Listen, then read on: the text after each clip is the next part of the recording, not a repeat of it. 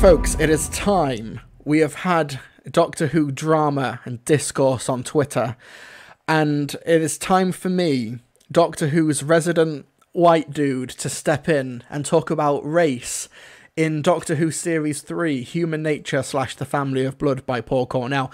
This was brought up a few months ago on Twitter, and I thought it was just a flash in the pan conversation, but it was brought up again a couple of days ago on Twitter.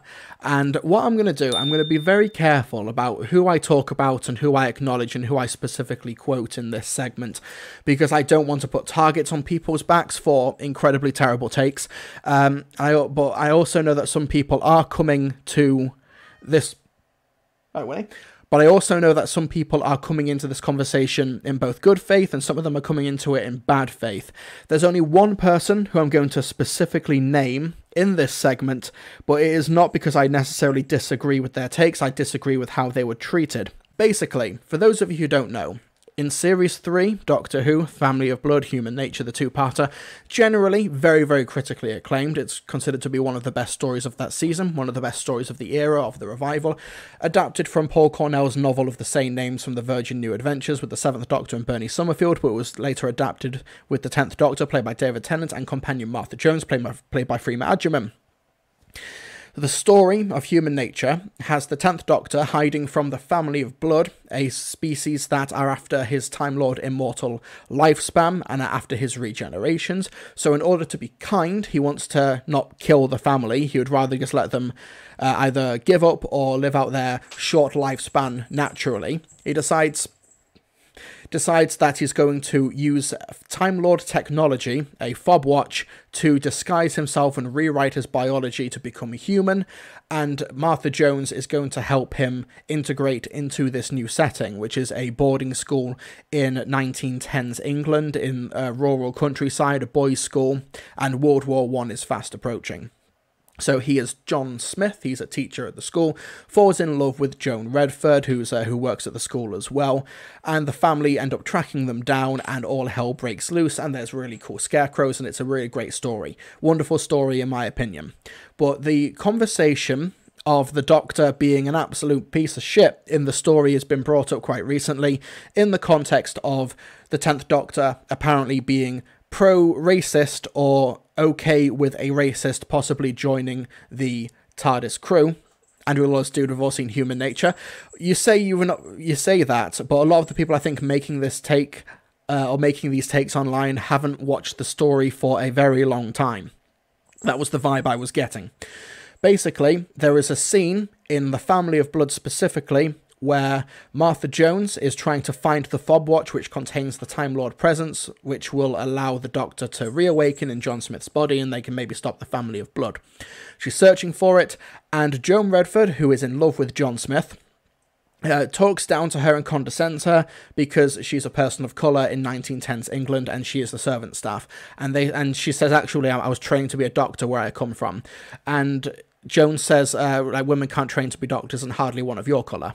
And then she proceeds to read off all of the bones in the human hand to kind of prove that she's qualified to be a doctor.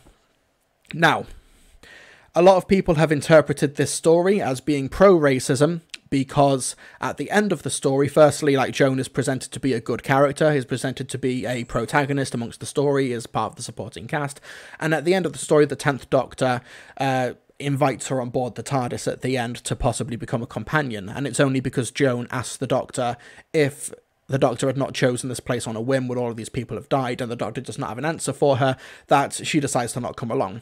Now, Martha Jones is integrated into a setting. She is a woman of colour, she's black, and she was in an incredibly hostile, racist environment. Now, we need to understand the complexity of depictions in media, that depictions of racism does not necessarily mean that the writer does endorse racism. That should be basically common knowledge at this point. I'm reminded of the most phenomenally stupid Not My Doctor discourse a couple of years ago, that Chris Chibnall was apparently pro-child abuse because he depicted the timeless child being experimented on by Tech Tayun. I pray that these people do not watch the ending of Children of Earth, otherwise Captain Jack Harkness is pro-child killing. So, Obviously, just because something is depicted in media does not mean that the writer actually endorses that. And also we have to remember that the 10th Doctor was not supporting a racist in that scene, and did not fall in love with a racist in that story. It was John Smith who fell in love with Joan. The 10th Doctor says, maybe we can try and be a friendship and make something work. If you come on the TARDIS, that's fine. It was John Smith who fell in love with Joan. That's it. Now, we need to understand that, once again, I'm a white person inserting myself into this narrative. But we also need to understand that depictions of racism in media and depictions of characters who live in racist societies are very complicated. For example, if you were watching Tom and Jerry cartoons when they were first being broadcast and aired, and you had Tom's very racially insensitive keeper, very insensitive owner. Tom's owner in that story is a very terrible racist caricature. And now, when Tom and Jerry shows are broadcast or put on streaming services, Warner Brothers have got a little thing on screen saying, this story contains depictions of race that were terrible then and are terrible now. However, we felt like we couldn't censor it, because if we censored it or removed it, it would be akin to acknowledging that racism didn't exist in the past. It existed before, we have to acknowledge that, that's how we move forward. An incredibly based take from the Tom and Jerry Warner Brothers team, I respect, and it's the right thing to do. BritBox has got a similar disclaimer for the talents of Wen Chiang.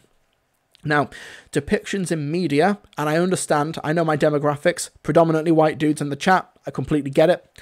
However, it's the complicated nature of a character growing up in a society, in an organisation that is institutionally racist. Is Joan Redford racist? Possibly, because that's just where she was from at the time. That's just where she lived.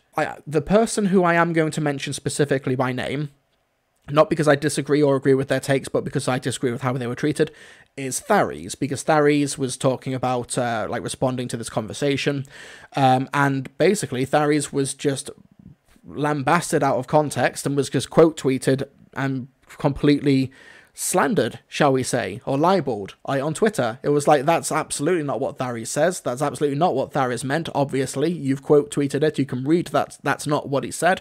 And people came for him, and I have no tolerance for it. It was absolutely shit. And I also think that a lot of the people making this take, saying that human nature is racist, the 10th Doctor is racist, etc., are doing it just because they kind of want some Twitter clout. For example, one person who I will not name actually said, nothing gives me greater joy than seeing that two-parter get slandered on the timeline, and I would join in every time. Slandered means you're lying about it. Slander means dishonesty. Slander means untruthful. I think you might have meant slated, but the fact that you said slandered is quite telling, saying, nothing gives me greater joy than seeing this story get lied about on the timeline. Oh boy, no. One thing that Tharies did say was about human nature's portrayal of bigotry being much more nuanced and realistic than Rosa, the Series 11 story. Tharies said the uncomfortable reality of bigotry is that someone can otherwise be a good person while being influenced by the bigoted beliefs of their surroundings. I 100% agree with that. I do disagree, however, with the comparison to Rosa. I think that Rosa and human nature are in quite a similar ballpark when it comes to depictions of race. Because one thing we have to remember about Rosa, obviously the depiction is racism bad, but just because racism bad is the takeaway doesn't necessarily mean that it is dishonest or disingenuous to the time period. Rosa is set during Jim Crow in America in the mid-20th century, where racism is not just encouraged, but racism is codified into law. Racism with Jim Crow is the law. Being anti-racist during Jim Crow is against the law. So how does that structural, institutional racism from the top down, institutionally, from the government, influence the population? It makes them racist. And people really, really indulge in the racism. There were people during Jim Crow who discriminated against people of colour, not because they wanted to, but because It was literally law that they had to do it. Now, this is not me saying that everybody involved in Jim Crow was not racist. Obviously, there obviously was. But I'm saying that the way that it was institutionalized and codified into law meant that that could happen. There were obviously protesters. There were obviously dissent. Obviously, we're trying to do this into a live stream segment. Okay, I hope you understand what I mean. So, when it comes to Martha Jones being integrated into that setting in Human Nature and the Family of Blood, she is in a setting where her racism is structurally, societally enforced by the setting and the people around her. She is a servant girl at the school, and she is looked down upon by the students. Jeremy Baines specifically says something along the lines of, "With hands like those, how do you know when something's clean?" Joan doesn't say anything even remotely comparable to that level of racism, that level of abuse and bigotry. Now, Joan is bigoted, however, she is basically as as least bigoted as you can be in a setting that is systemic and culturally enforces racism at that time. If Joan Redford basically opened up her cupboard doors and there was a Klan outfit, we're talking something very, very different. However, she was just influenced by the society, by an environment that enforced the racism. And the racism that Martha Jones experiences in that story actually makes it more interesting in some respects than the actual novelization from Paul Cornell, because it further ostracizes Martha Jones from the setting. It ostracizes Martha Jones from the people around her. It means that Bernie Summerfield in the novel is quite an upstanding and well-respected member of the community. She goes to cafes and she interacts with the people who live in the village and the staff at the cafe and the people at the school. She gets on quite well with them. She is kind of an outsider, but she, because of the colour of her skin and because of the way that she's integrated into the setting, Human Nature, I think, is set they've been there for several weeks and several months. She's quite well integrated into the setting, whereas Martha Jones is someone who is on the back foot from moment one in that setting, and people don't believe her. And maybe even John Smith, while not explicitly racist, is also someone who kind of dismisses her a little bit. I think he even threatens to get her fired at one point, from what I recall. And the fact that the 10th Doctor neglected Martha Jones's feelings, and while he did not choose the setting, he says at the beginning of the episode that the TARDIS will find him a character and a setting, and it's up to Martha to help to integrate him into that setting. The 10th Doctor did not choose that setting, the TARDIS did. Probably to get the scent off the family blood, or to make it truly random or something. But what we've got is that Martha Jones is on the back foot in a setting, and the 10th Doctor put her in there with very little regard to her feelings, is kind of the point of Martha's arc in Series 3, when she walks away from the man that she loves because she knows she can do better. It's very consciously, I think, leading into the idea that maybe the 10th Doctor does not respect her as well as she deserves to be respected. Maybe that's part of the point. Not necessarily in regards to race, but in the fact that the 10th Doctor just throws Martha into this situation, and she watches, traumatically, the whole transformation in the TARDIS with the fob watch. Maybe that's kind of the point. So people take issue with the fact that Joan is presented as a good person and a love interest that the Doctor apparently invites on board the TARDIS, not caring about Martha's feelings. We know he doesn't care about Martha's feelings, that's why Martha leaves at the end, we get it. The fact that they take issue with Joan being depicted positively, then that kind of, where do you draw the line here, though? Where do you draw the line?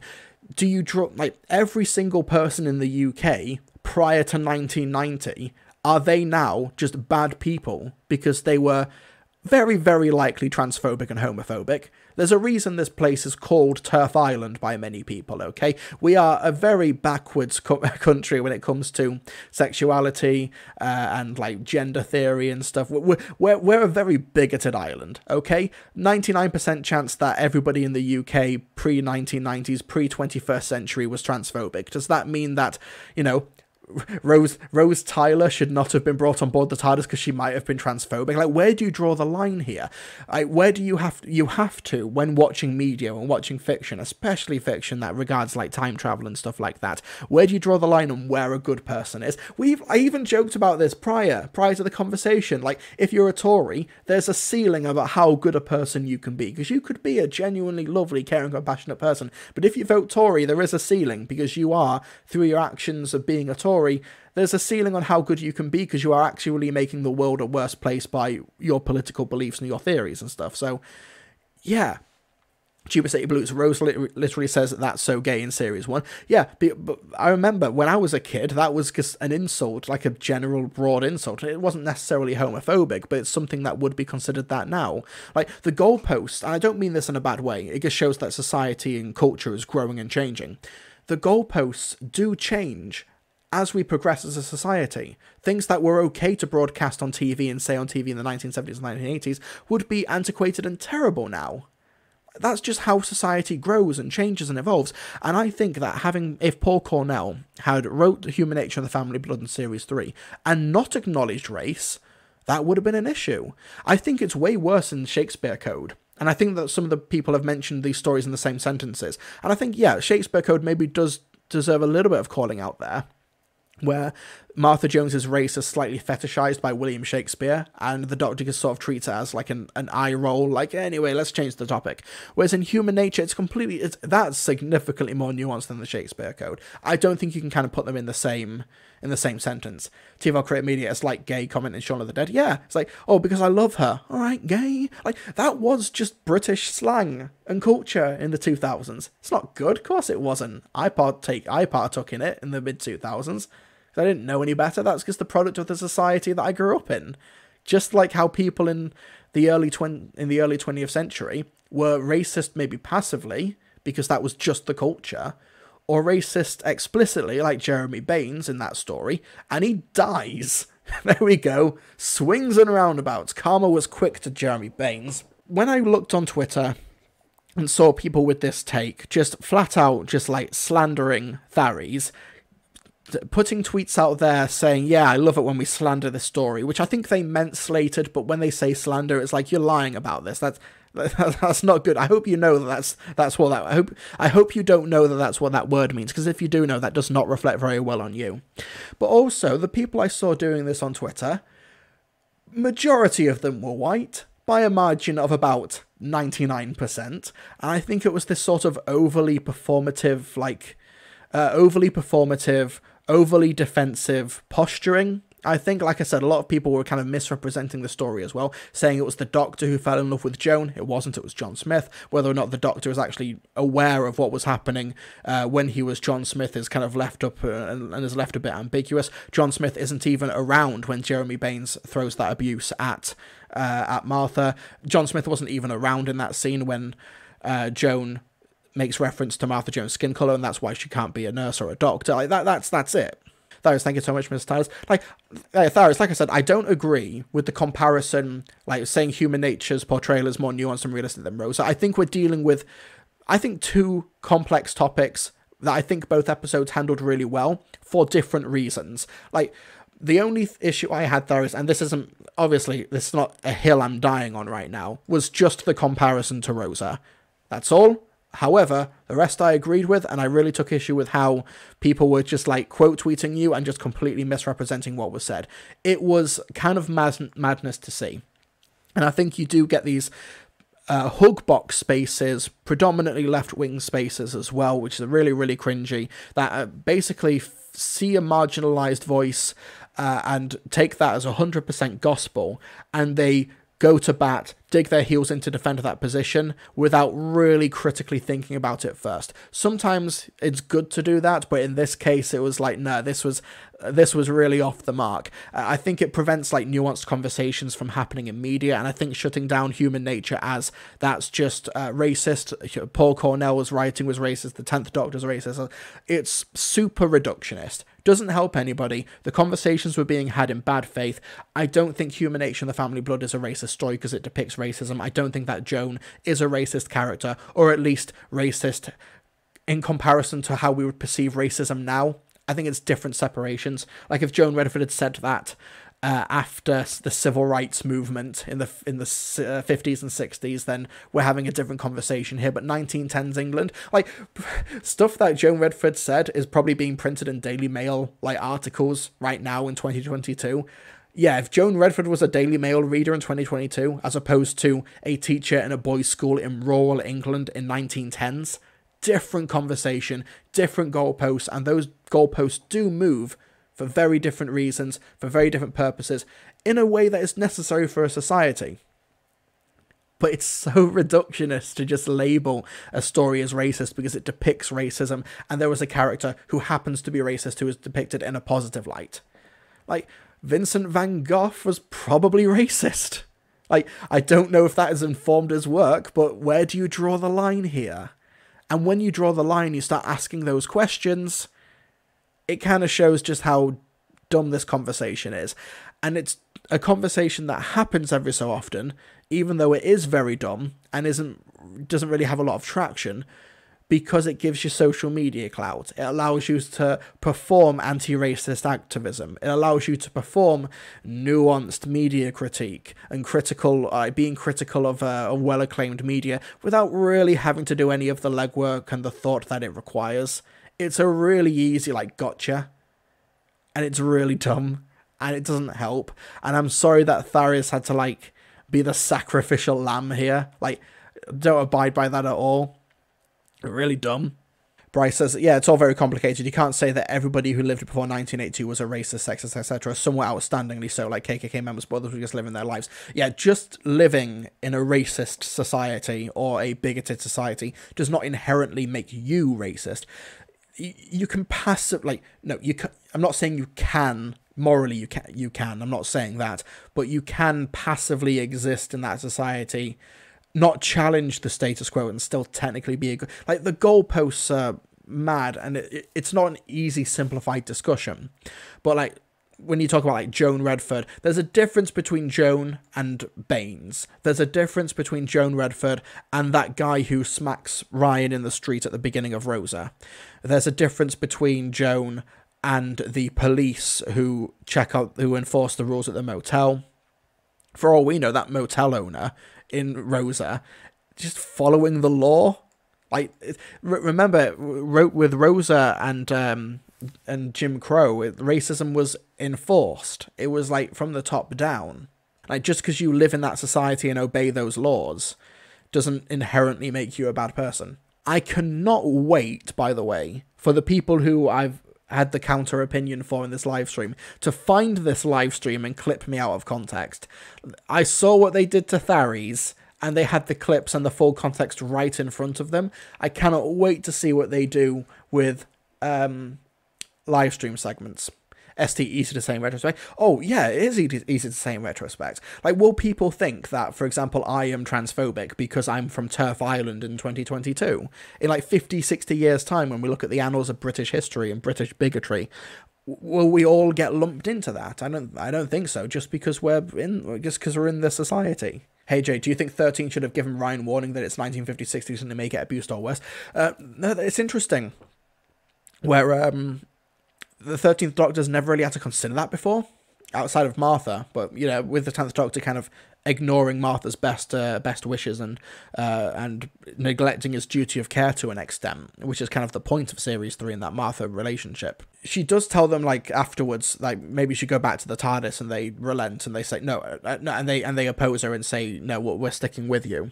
But it's kind of she has a bubble burst in that moment when Ryan gets slapped in the street, and they're trying to do exposition. The racism in Rosa, which is why I partly disagree with Tharius and other people's take saying that Rosa's take on race is simplistic. It's because it's woven into the structure of Doctor Who time travel fiction, where they're trying to have exposition. They're trying to continue on with the adventure in the restaurant, and they're trying to have exposition in the motel. And the Jim Crow segregation of the era, the metatext, butts in and prevents them from doing it how they normally would, which is why I really like racism's depiction. I like seeing racism on screen. That's gonna That's going to get clipped. The fact that the 13th Doctor and Doctor Who has never really dealt with this properly in this context, in this story, is actually affecting the narrative. It's getting in the way of the plot to create these hurdles for the fam, which I thought was really interesting. GM97 Rose was great. I don't even mind Krasko with the way racists are these days. He doesn't even need motivation or nuance. He's just a bigger. Yeah, I agree with that. I like that a lot. I like that take a lot. It's the one I ascribe to, where people are like, why is Krasko is just a racist? He's just a bigot. There's no depth to him. It's like, yeah, of course. He's a space racist, of course. Like, there are people in current day who believe the same thing as Krasko. Like, this is not out of the ordinary. You've not, like, plucked him from... He is a fictional character, but you've not plucked his ideology from nowhere. You've plucked, basically, your average MAGA chud and just plopped him into a Doctor Who story and given him like, a vortex manipulator.